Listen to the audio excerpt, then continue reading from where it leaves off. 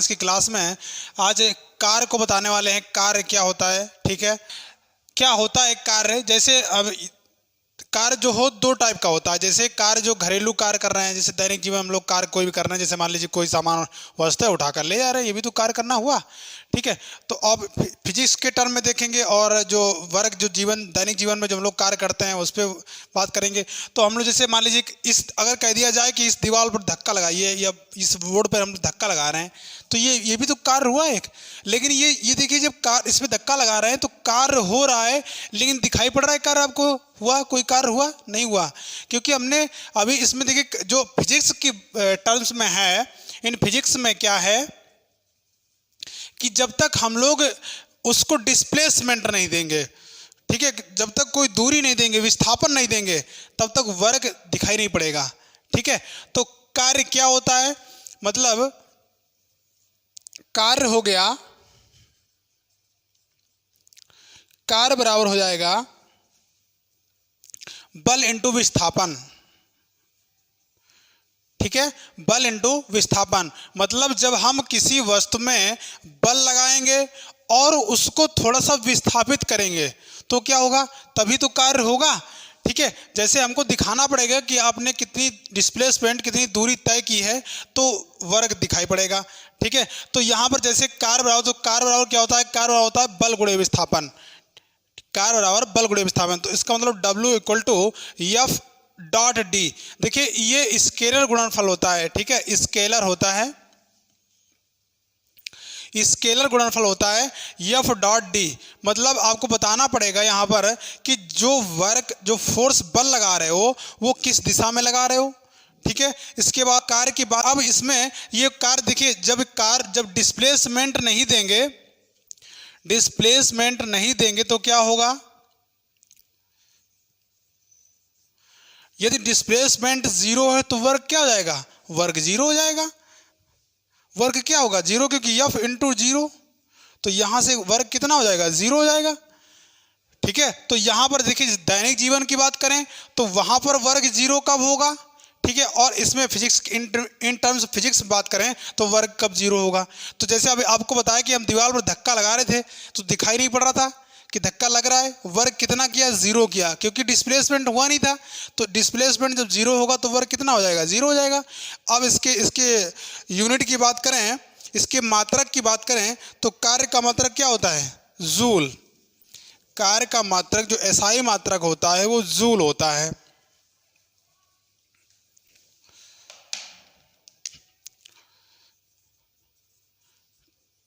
कार्य का जो मात्रक होगा वो क्या होगा? देखिए कार्य बराबर क्या होता है? बल गुणे विस्थापन, ठीक है। तो बल को हम लोग न्यूटन में मापते हैं, क्योंकि, ठीक है, और इसके बाद में दूरी मीटर में, तो यहाँ से मात्रक क्या निकल गया? Newton metre. तो एक न्यूटन मीटर जो है ना जूल के बराबर होता है, इसको कैपिटल जे से भी लिखते हैं, ठीक है। तो जूल हो गया कार्य का एसआई मात्रक, ठीक है। इसकी बात करें इसका सीजीएस मात्रक, सीजीएस यूनिट में, ठीक है, सीजीएस यूनिट में क्या होता है? अर्ग होता है। क्या होता है? अर्ग होता है, ठीक है। और एक जूल बराबर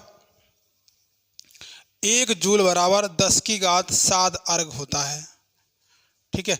1 जूल बराबर 10 की घात 7 अर्ग होता है, ठीक है। और इसकी बात करें कार्य की प्रकृति के बारे में, कार्य किस किस टाइप के होते हैं?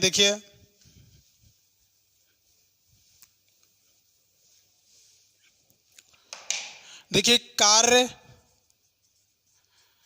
धनात्मक, ऋणात्मक और शून्य कुछ भी हो सकता है, ठीक है। कार्य धनात्मक, ऋणात्मक, शून्य कुछ भी हो सकता है। अब देखिए यहाँ पर कार्य की बात करें, यदि कार्य कोई वस्तु रखी है, कोई वस्तु यदि दी गई है, उस वस्तु को हम थोड़ा सा डिस्प्लेसमेंट कर रहे हैं, ठीक है। अब देखिए जब इसमें हम कोई फोर्स लगाएंगे, जब इसमें हम फोर्स लगाएंगे तो थोड़ा सा डिस्प्लेसमेंट, मतलब एक जगह से दूसरी जगह ले जाएंगे तो डिस्प्लेसमेंट होगा कि नहीं होगा? तो यहाँ पर हम बात करें धनात्मक कार्य की, ऋणात्मक कार्य की और शून्य कार्य की। तो धनात्मक कार्य क्या होगा? इस डायरेक्शन में लगाएंगे, ठीक है। डायरेक्शन जो पॉजिटिव दिशा होगी वो क्या होगा, धनात्मक होगा, और ऋणात्मक क्या होगा, जो अपोजिट वर्क करेगा तो जिसमें घर्षण उत्पन्न होगा उसमें क्या होगा, निगेटिव हो जाएगा। और शून्य कब हो जाएगा, जब डिस्प्लेसमेंट जीरो होगा तब शून्य हो जाएगा, ठीक है। तो यहाँ पर जैसे हम लोग बात करें, यदि मान लीजिए कोई फोर्स लगा रहे हैं, कोई फोर्स हम लोग लगा रहे हैं वो भी थीटा एंगल पर, कोई एंगल पे हम फोर्स लगा रहे हैं कि मान लीजिए थीटा एंगल पे हमें फोर्स लगाना है, तो यहाँ से जो वर्क का फार्मूला निकल के आएगा, जो फार्मूला निकल के आएगा तो एफ डी कॉस थीटा, ठीक है, एफ डी कॉस थीटा, क्योंकि हमने यहाँ से यहाँ तक डिस्प्लेसमेंट जो है ना डी तय किया, यहाँ से यहाँ तक कितना तय किया, डी तय किया, ठीक है। तो यहाँ से निकल के आ रहा है, जो वर्ग निकल के आ रहा है एफ डी कॉस थीटा, ठीक है। अब यहाँ पे देखिए धनात्मक कब होगा, ऋणात्मक कब होगा, जब देखिए जब थीटा की वैल्यू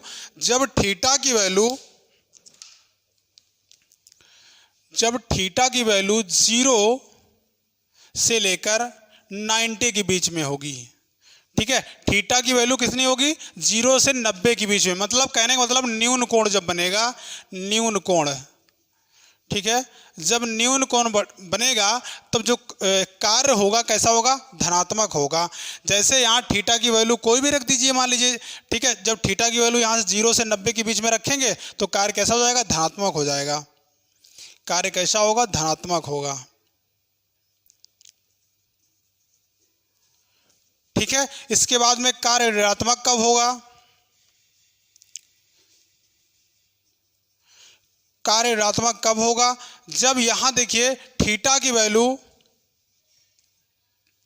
90 से 180 अंश, 90 से 180 अंश के बीच में होगी, तब कार्य कैसा होगा, ऋणात्मक होगा, क्योंकि 90 से लेकर 180 जो वैल्यू होगी वो कैसी आएगी, निगेटिव में आएगी, ठीक है। जब मान रखा जाएगा इसका, कॉस का जब यहाँ मान रखा जाएगा तो वैल्यू कैसी होगी, निगेटिव हो जाएगी, ठीक है। तो यहाँ से कार्य जो हो जाएगा वो ऋणात्मक हो जाएगा। अब हम बात करें, हम लोग शून्य की बात करें, शून्य की बात करें तो शून्य में क्या होगा,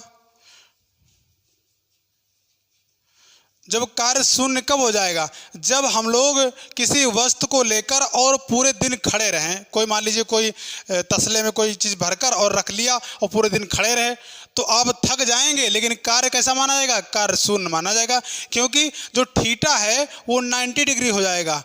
थीटा कितना हो जाएगा, 90 डिग्री। जब थीटा 90 डिग्री हो जाएगा तो यहाँ से जो कास की वैल्यू आएगी, यहाँ से वैल्यू रखोगे एफ डी कॉस 90, ठीक है। तो कास 90 की वैल्यू जो हो जाएगी वो जीरो हो जाएगी, यहाँ से कास 90 की वैल्यू कितनी हो जाएगी, जीरो हो जाएगी। जब जीरो से मल्टीप्लाई करोगे तो यहाँ कितना हो जाएगा, जीरो। इसका मतलब कार्य कितना हो जाएगा, कार्य शून्य हो जाएगा, ठीक है।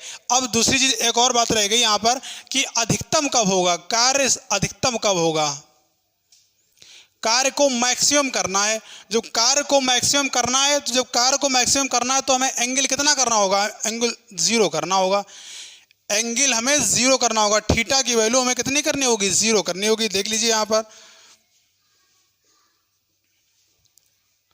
कास जीरो, जब कास जीरो की वैल्यू कितनी होती है, कास जीरो की वैल्यू 1 होती है, ठीक है। तो यहां देखिए कार्य कितना हो गया, कार्य मैक्सिमम हो गया, कार्य कैसा हो गया, कार्य मैक्सिमम हो गया, कार्य अधिकतम हो गया। यहां से कार्य जो निकल के आया वो कैसा निकल गया, अधिकतम निकल के आया है, ठीक है। ठीक है दोस्तों, तो यहाँ से हमने कार्य को आपको बता दिया कि कार्य क्या होता है, कार्य, ठीक है, कितने प्रकार के कार्य होते हैं, कार्य कैसा हो सकता है, कार्य की वैल्यू धनात्मक, ऋणात्मक, शून्य, अधिकतम ये हो सकती है, ठीक है दोस्तों। तो हमारे यूट्यूब चैनल एयर स्टडी आई को सब्सक्राइब करें। यदि आप इसी तरह लगातार कंटिन्यू आप वीडियो देखना चाहते हैं तो आप हमारे यूट्यूब पर बने रहिए। धन्यवाद।